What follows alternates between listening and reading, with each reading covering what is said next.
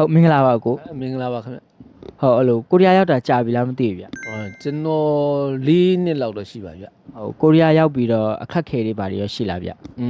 ခက်ခဲရတော့ဘာသာစကားကွာဟာမှုနဲ့စရောက်လာတဲ့အချိန်မှာရည်မီကွာခြားတာတွေနိုင်ငံကွာခြားတဲ့ယဉ်ကျေးမှုတွေနဲ့ရောဆိုခက်ခဲရတော့ရှိပါတယ် ကိုရီးယားရောက်ပြီးတော့အဲ့လိုမကြသုံးဖြစ်တဲ့အဲ့လိုကိုရီးယားစကားလုံးရှိလားဗျ အပိုးပြီးနားရင်တာကတော့ယာ ကိုမြန်မာတွေချင်းချင်းမှာဒီရောက်ပြီးတော့သုံးဖြစ်တဲ့မြန်မာစကားလုံးတစ်ခုခုပေါ့ဗျ ကျွန်တော်တို့ကတော့မြန်မာချင်းတွေ့တဲ့အချိန်ရတယ်နော်အာညီကူမင်္ဂလာပါဗောနေကောင်းချမ်းမလားလှုပ်စင်ပြေလားဗော ဟုတ်အဲ့လိုဆိုတော့အခု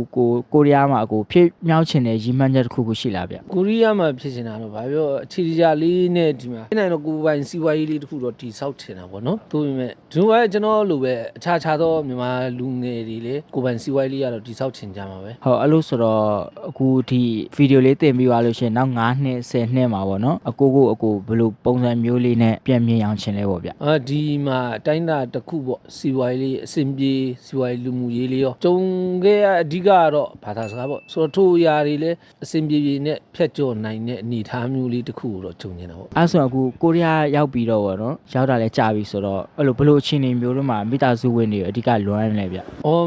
မိဘရင်ဝင်တဲ့ညီကိုမောင်နှမနဲ့ဒီလိုခွဲခွာလာတော့ဒီမှာမိသားစုဝင်တွေကိုရီးယားမိသားစုဝင်တွေပေါ့နော်အဲ့ဒါတွေကိုတွေ့ရတဲ့အချိန်မှာရောတူးတယောက်တည်းကိုယ့်ဘဝကိုရက်တီဖြတ်တန်းတဲ့အချိန်မှာခက်ခဲတွေကြုံလာတဲ့အခါတိုင်းလို့ပေါ့ဟိုအခက်ခဲဆိုတာလည်းမိမိမှာရှိနေတဲ့ပင်ကိုအရေးချင်းကိုထုတ်ဖော်ပြသဖို့အတွက်ဒါ exam တစ်ခုအနေနဲ့ကျွန်တော်တို့ကကြုံတွေ့ရတယ်ဆိုရင်အစောလို့အခက်ခဲတွေချိန်ပေါင်းများစွာကြုံတွေ့လာတော့မိသားစုကိုပို့ပြီးတော့လွမ်းပြပါတယ်